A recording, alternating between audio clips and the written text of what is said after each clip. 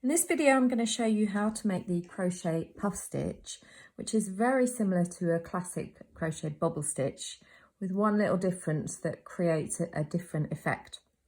So these are 3 puff stitches that I've crocheted between half double crochets. I'm using US terms.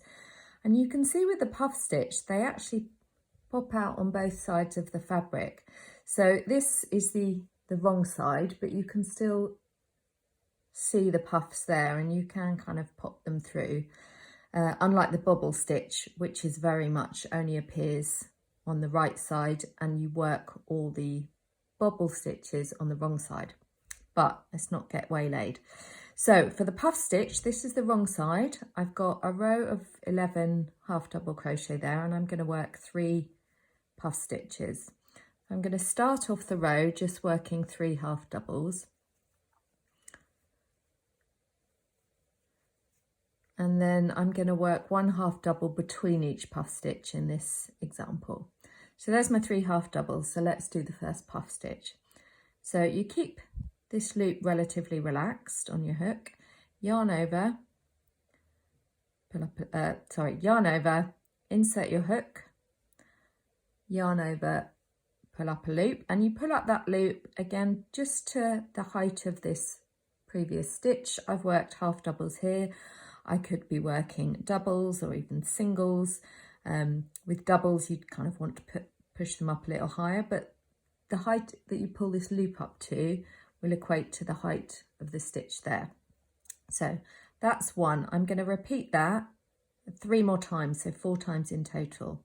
So I've got 3 loops on my hook there, yarn over, insert, yarn over, pull up a loop. It's 5 loops. Yarn over, insert, yarn over, pull up a loop. That's 7, yarn over, insert, yarn over, pull up a loop. So now I've got 9 loops on my hook. So 1, 2, 3, 4, 5, 6, 7, 8, 9. And that is from 4 repeats. I could easily make this puff stitch with 2 repeats, 3 repeats, 4, 5, so on and so forth.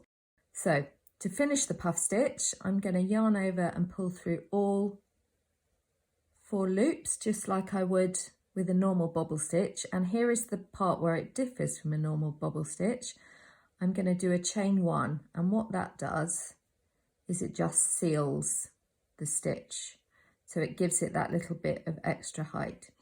It's important to be aware of this chain 1 because essentially I've now created 2 stitches, that one and that one, for my puff stitch.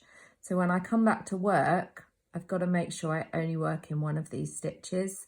Otherwise, I'm going to end up increasing my stitch count. So I'm just going to work 1 half double crochet in the next stitch.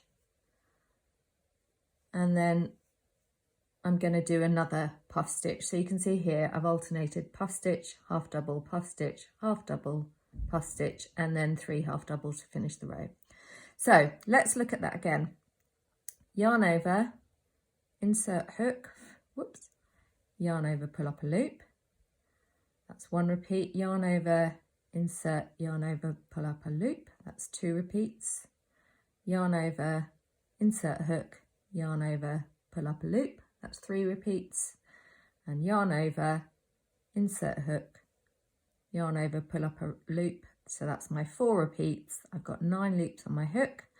I yarn over, and when you're pulling through all 4, you might want to just use your thumb to pinch the bottom so you can keep the tension right. So I'm going to yarn over, pull through, and then I'm going to chain 1, which finishes my stitch. So I'm going to make a half double in the next stitch. Oops. So let's do the third one. I've yarned over, insert, pull up a loop, yarn over. Let me just get some more yarn.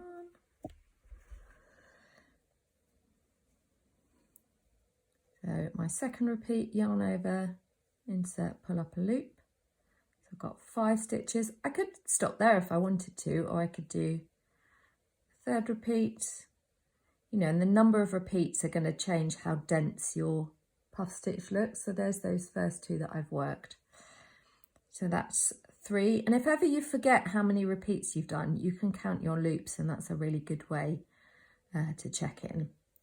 So that's my 4th repeat. I've got 9 loops on my hook, yarn over, grab the bottom of the stitch, pull through and chain 1 to finish.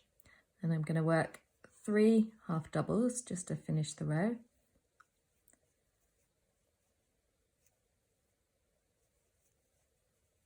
And then I'm just going to chain 2. I'm going to turn and I'm going to show you. So there are my 3 puff stitches. You can see they stick out. You can also see them on the back. I actually quite like how a puff stitch looks on the wrong side. So if you're using it in a project, you don't always have to hide that reverse side. So the thing I want to make sure you're aware of next is I've got some extra stitches because I've made 2 stitches for each puff stitch. So when I work back across, I'm going to work a half double into those first 3, and then these 2 stitches here, that is my puff stitch. So I can either work into the chain stitch or this stitch, which is the beginning part of the puff stitch. What I'm going to do is I'm going to work into that first one, which is the chain, and then I'm going to skip that one. Then this one here is the next half double, and I'm going to work into the chain. I'm going to skip that one and we'll work into the half double and then into the chain and skip that one, and then there's my 3 last half double. You can work either way, to be honest. I don't know how much difference there is in the finished result. This is the way I do it, but the important part is to be consistent. So let's just do that ceiling row. So half double in the first 3, 1, 2, 3. Now I've used a chain 2 just to start my rows, and I've not included that as a stitch, just to clarify. So this is where I get to my puff stitch. So I'm going to work into that chain there and skip that one there. So if you've pulled your chain really tight, then you might want to work into the other stitch. So I'm going to skip that one and work into here. And that is the half double crochet between the puff stitches. And I'm going to work into that chain. So that's that first one. Skip this one, work into that half double.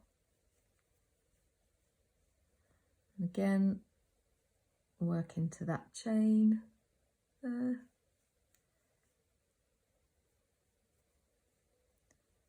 Skip that one, and then I've got those last 3 stitches. So with puff stitch, it's quite common to see it worked just with the puff stitches. So just rows of puffs next to each other. It creates an amazing fabric, and I'll just pause a moment and just show you what that looks like. So the picture you're looking at now is a swatch of just puffs and puffs and puffs. When you work in just puffs, you get quite a nice drape. Just to finish, this is the right side of the fabric. This is the wrong side of the fabric. And this is just one of various different ways you can crochet bobbles. You can do the classic bobble that I mentioned at the end, or you can work cluster or popcorn stitches, which I will link to tutorials for.